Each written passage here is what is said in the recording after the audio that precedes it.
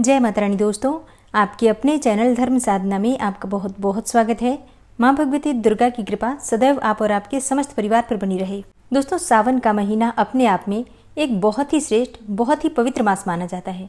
और वैसे तो सावन महीने का हर दिन अपने आप में एक श्रेष्ठ दिन होता है, श्रेष्ठ मुहूर्त होता है। लेकिन अगर सावन के महीने में भी कोई शुभ और दुर्लभ संयोग हमें प्राप्त हो जाता है तो ऐसे में इस समय को और भी श्रेष्ठ माना जाता है।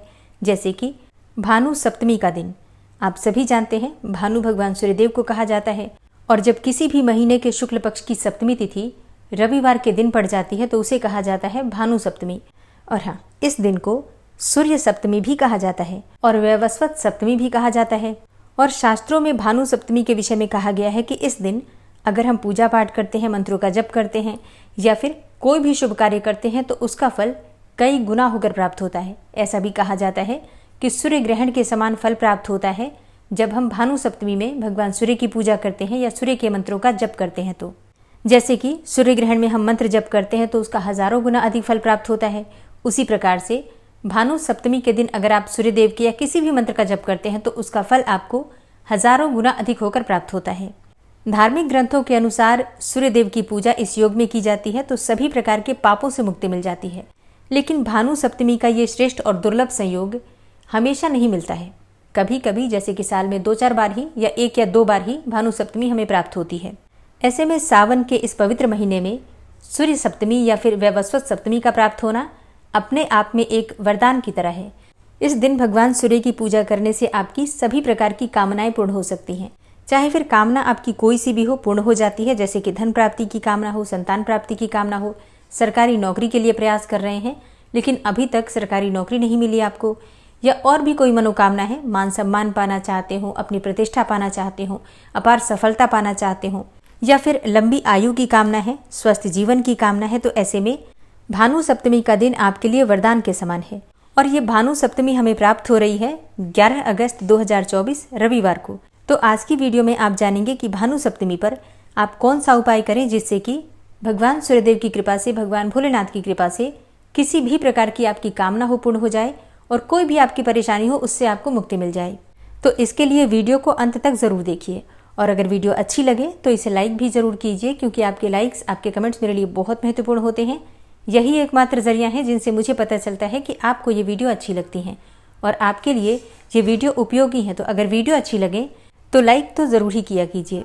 तो अब सबसे पहले जानते हैं कि सप्तमी तिथि कब प्रारंभ हो रही है और कब समाप्त होगी। देखिए, सावन मास के शुक्ल पक्ष की सप्तमी तिथि प्रारंभ हो रही है 11 अगस्त 2024 को रविवार के दिन सुबह 5:39 पर और अगले दिन यानी कि 12 अगस्त को सुबह 7:55 पर समाप्त हो जाएगी। तो सूर्योदय कालीन तिथि के अनुसार 11 अगस्त को भानु सप्तमी मनाई जाएगी। अब इस दिन आपको करना क्या है, देखिए। भानु सप्तमी के दिन आपको भगवान सूर्यदेव की विशेष पूजा करनी चाहिए। वैसे तो सावन का महीना भगवान शिव को समर्पित होता है, लेकिन बिना भगवान सूर्यदेव की पूजा के किसी भी पूजा का फल हमें प्राप्त नहीं होता, ऐसा शास्त्रों में कहा गया है। तो सूर्य की पूजा तो हम सबसे पहले करते हैं उठकर, उसके बाद ही कोई भी पूजा करते हैं। लेकिन भानु सप्तमी पर विशेष रूप से भगवान सूर्य की पूजा की जाती है और सूर्य को मजबूत करने के लिए, भगवान सूर्यदेव को मजबूत करने के लिए उपाय किए जाते हैं। तो भानु सप्तमी के दिन यानी कि रविवार को 11 अगस्त 2024 को आपको जल्दी उठना है, मतलब ब्रह्म मुहूर्त में उठने का प्रयास कीजिए। मान लीजिए आप इतनी जल्दी नहीं भी उठ पाते हैं तो इतना ज़रूर कीजिए कि आप सूर्योदय से पहले उठ जाइए, उठकर नित्य कर्मों से निवृत्त हो जाइए। इसके बाद फिर आपको स्नान करना है। अगर संभव हो तो गंगा जल मिश्रित जल से स्नान करना चाहिए, क्योंकि ऐसा कहा गया है कि भानु सप्तमी के दिन अगर हम गंगा स्नान करते हैं, दान देते हैं और गंगा में ही सूर्य को जल देते हैं तो इसका बहुत अधिक पुण्यफल माना गया है। जैसे कि गंगा स्नान करते समय अपने हाथ में ही अंजलि में जल लेकर और सूर्यदेव को देखते हुए जल दिया जाता है। लेकिन अब ये सबके लिए संभव नहीं है, हर कोई गंगा स्नान के लिए नहीं जा सकता है। ऐसे में अपने घर में भी आप चाहें तो गंगा जल मिश्रित जल से स्नान कर लीजिए, फिर साफ स्वच्छ वस्त्र धारण कर लीजिए। प्रयास कीजिए कि आज आप लाल रंग के वस्त्र धारण करके और भगवान सूर्यदेव की पूजा करें। लाल या फिर केसरिया जो रंग होता है वो भगवान सूर्य का रंग होता है। फिर तांबे का एक पात्र ले लीजिए, तांबे का लोटा, और उस लोटे में आपको शुद्ध जल लेना है। थोड़ा गंगा जल के साथ आपको शुद्ध जल लेना है। उसी पात्र में आपको लाल चंदन डालना है या फिर आप रोली का प्रयोग भी कर सकते हैं। लाल फूल, चावल मतलब अक्षत और कुछ दाने गेहूं के, साबुत गेहूं अगर आपके पास उपलब्ध हो तो गेहूं के कुछ दाने आपको उसी पात्र में डालना है और हाँ, अगर आपके पास गेहूँ ना हो तो कोई बात नहीं, अगर उपलब्ध हो तो डाल दीजिए और थोड़ा सा गुड़ डाल दीजिए। इसके बाद उगते हुए सूर्यदेव को देखकर आपको जल देना है। ओम घृणी सूर्याय नमः, ओम घृणी सूर्याय नमः इस मंत्र के द्वारा भगवान सूर्यदेव को देखते हुए जल दीजिए। फिर वहीं खड़े होकर 3 बार परिक्रमा कर लीजिए। आप चाहें तो 7 बार भी परिक्रमा कर सकते हैं, लेकिन अगर आप 7 बार नहीं कर पाते हैं तो 3 परिक्रमा जरूर करनी चाहिए। इसके बाद भगवान सूर्यदेव को प्रणाम करें और अपने मन की जो भी कामना हो उसे पूर्ण करने के लिए उनसे प्रार्थना करें। अब भगवान सूर्य के 12 नाम होते हैं, उन नामों का आप जप कर सकते हैं या फिर गायत्री मंत्र का भी आप चाहें तो जप कर सकते हैं। मतलब भगवान सूर्य के सामने खड़े होकर उनके मंत्रों का या गायत्री मंत्र का जप करने का बहुत अधिक पुण्य फल प्राप्त होता है। और अगर समय हो और संभव हो तो आप आदित्य हृदय स्तोत्र का पाठ कीजिए और सूर्यदेव के सामने कीजिए, अत्यंत ही श्रेष्ठ फल आपको प्राप्त होगा। अगर आप सुबह जल्दी उठ जाते हैं, मतलब जैसा मैं आपको बता रही हूँ कि आप सूर्योदय काल में जब सूर्यदेव उदित होते हैं तो उगते हुए सूर्यदेव को देखकर आपको जल देना है। और अगर वहाँ पर जहाँ से आप सूर्यदेव को जल देते हैं वहाँ बैठने की व्यवस्था हो तो आप बैठकर मंत्रों का जप कर सकते हैं, आसन पर बैठकर, या फिर खड़े होकर भी भगवान सूर्य के 12 नाम जप सकते हैं, आदित्य हृदय स्तोत्र का पाठ कर सकते हैं, या फिर गायत्री मंत्र का अपनी इच्छा के अनुसार बिना माला के जप कर सकते हैं, 5 मिनट 10 मिनट जितना भी आपके पास समय हो। भानु सप्तमी है तो आप चाहें तो व्रत कर सकते हैं रविवार का। और हाँ, जो भक्त रविवार का व्रत शुरू करना चाहते हैं, मतलब किसी भी वजह से अगर आप व्रत करना चाहते हैं रविवार का, तो आज भानु सप्तमी के दिन से आप व्रत की शुरुआत कर सकते हैं। इसका फल आपको बहुत अधिक प्राप्त होगा। अगर आपकी जन्म कुंडली में सूर्य कमजोर है या फिर कोई विशेष मनोकामना है तो ऐसे में आपको आज के दिन यानी कि भानु सप्तमी पर व्रत धारण करना चाहिए। पूरे दिन आपको बिना नमक के रहना है, मतलब आप फल इत्यादि ले सकते हैं और फिर शाम को सूर्यास्त होने से पहले बिना नमक का आपको भोजन करना है। नमक का त्याग कर दीजिए, इससे आपको सूर्यदेव की कृपा प्राप्त हो जाएगी। आज भानु सप्तमी है तो आज आपको गुड़ का दान जरूर करना चाहिए।